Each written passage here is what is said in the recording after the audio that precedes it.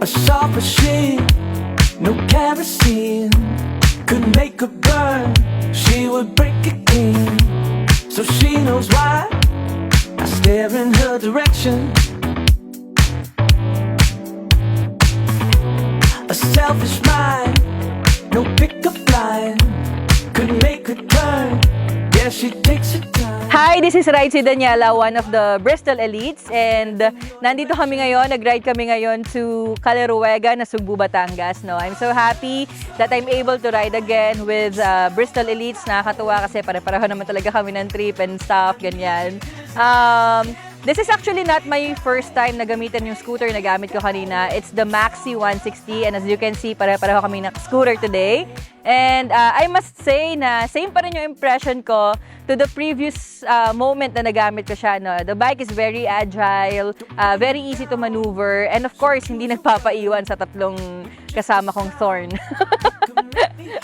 Ako lang kasi yung babae sa kanila as of now. So to give you a little knowledge about my bike, which is Maxi 160, it has ABS and traction control. So wala akong naging problema kanina because we were able to ride sa on and off-road. Maikling off-road kaming dinaanan and we had so much fun. I'm looking forward na mas magamit ko pa ang Maxi 160 to my future ride and adventure. I was an avid fan of scooter anyway, and until now naman ay very satisfying pa rin for me. Actually, kahit ano talagang motor gamitin mo, basta gamitin mo sa ride, ganun pa rin yung feeling, di ba? Masaya lang, masaya mag-ride. Yun.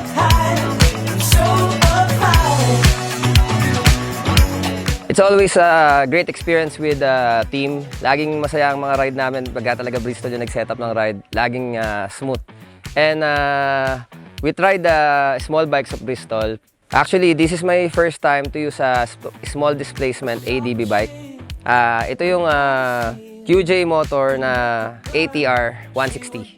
I really enjoy the bike kasi hindi ko in-expect na ganun pala yung suspension ng mga ADB bike. Kahit maliit sila, they can manage yung mga small rough roads like yung mga dinaanan namin kanina going here. Very reliable yung power, 160cc. We had fun going here together with the team kasi pare-parehas kami ng mga bike na gamit. Isa sa mga nagustuhan ko sa features ng motor is yung inverted front suspension at ABS syempre at saka meron siyang traction control na pwede mong i-turn off once na nasa off-road ka.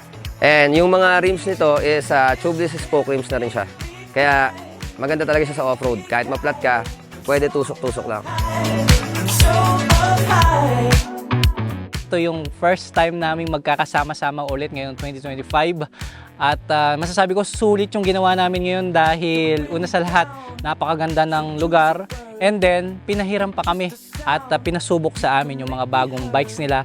Yung nagamit ko is Invictus 160, so first time ko siyang nagamit at nasubukan ko yung mga technology nilagay nila doon kasi nga meron siyang traction control, meron siyang ABS. Mas confident kaming gamitin siya dahil meron siyang safety feature. Dito naman nabusog yung aming mga mata dahil napakaganda ng view. So ito yung sinasabi ko na kapag maganda yung motor, masayang kasama yung mga kaibigan mo, sulit yung experience. Masasabi ko, good siya para sa presyo at sa features na hinahanap ko, nandun din. Gusto ko lang i-share yung naging experience ko ngayong araw with the Bristol Elite. Kasama natin, syempre, Bristol Production.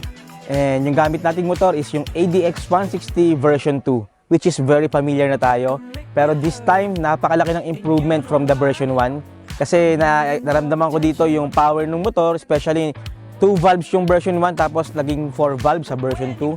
And aside from that, aesthetically, yung kulay ng gulong natin, naging kulay gold na siya, no? From the previous one na black.